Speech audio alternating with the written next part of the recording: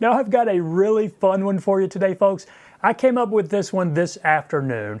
I'm heading out to the farm in the morning. Hopefully I'll get at least one night fishing the Savage. So I wanted a little experimental nymph that's kind of dense, kind of sleek, not real heavy though, because I want to fish it under a standard dry fly, say something like a number 12 elk hair caddis. So what I came up with, it's kind of a chironomid pupa, which overseas they call these buzzers. So it's not really a Euro nymph, but it is kind of sleek. And I made two versions of this thing. Both of them have a fluorescent orange body with a dark holographic rib and then coated with UV resin. But one of them I put a dark soft hackle up front, and then another one I put a dark cactus chenille. Now the one I'm about to show you, I use soft hackle up front, but feel free to use anything like a cactus chenille or an ostrich or peacock herl.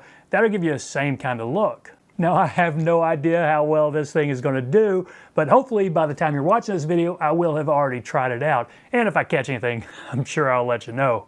And oh yeah, it is almost Halloween. That's why I used the orange body instead of something like a chartreuse or a hot pink, and the dark rib. So I'm going to call this one a jack-o'-lantern buzzer. So it is not a hard tie, but I think it just might work.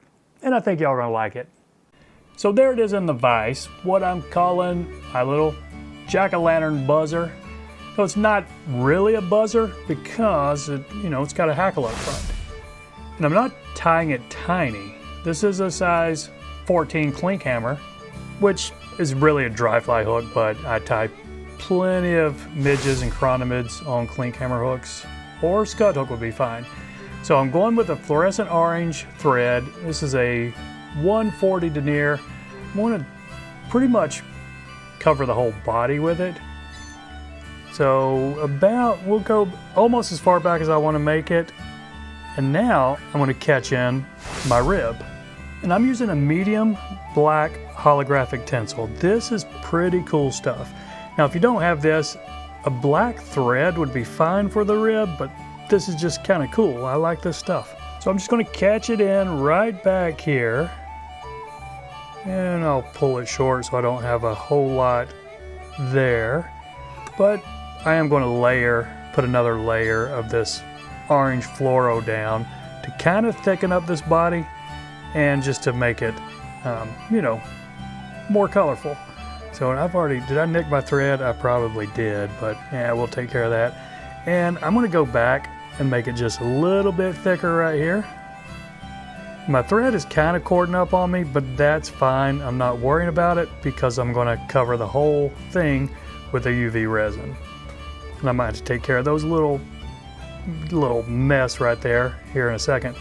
So I'm going to wrap this up as a rib, but pretty open because I definitely want some of that orange showing underneath.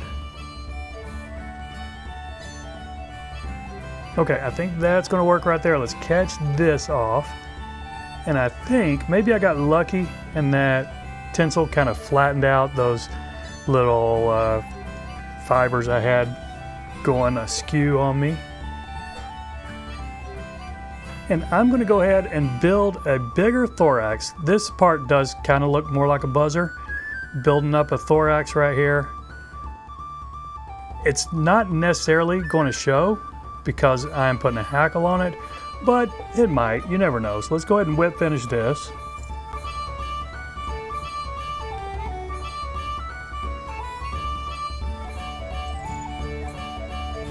And now I'm just going to put some clear UV resin on it. Pretty big dollop here. I'm going to cover this whole body. So I'll just kind of lay a bead down and then spread it around before I harden it up.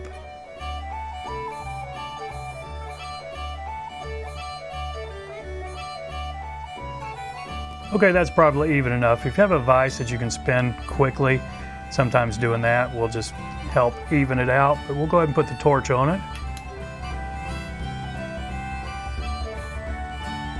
Okay, 15 or 20 seconds, and that's pretty hard.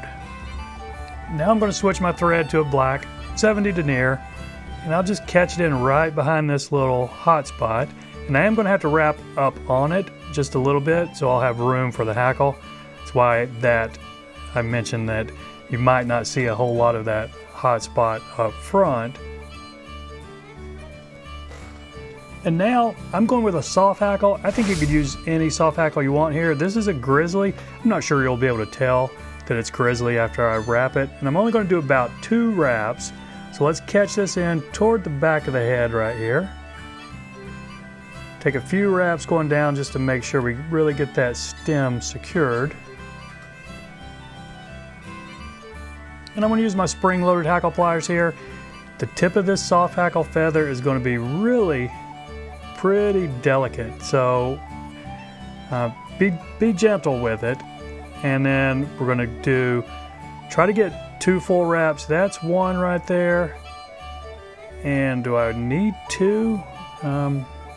Yeah, maybe I'll catch it off on the underside here so it's kind of 1.5. Because I don't want it really heavily hackled. I want it pretty sparse, and I don't want them sticking out like a spider. I want them swept back, but we'll make that happen here in just a second. Okay, now just pull everything back and work on your head. And don't be afraid to make a big old nymph head here. Go as far back as you need to get these fibers laying down.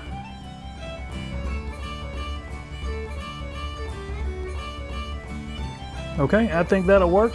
Let's whip finish this thing.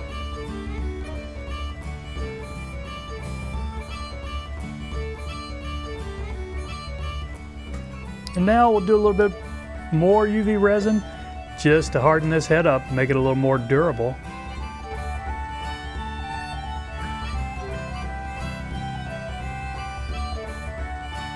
And there we go, what I'm calling a little jack-o'-lantern buzzer.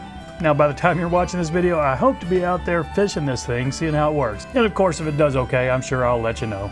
So I appreciate you watching, everybody. Y'all take care, and we'll see you next time.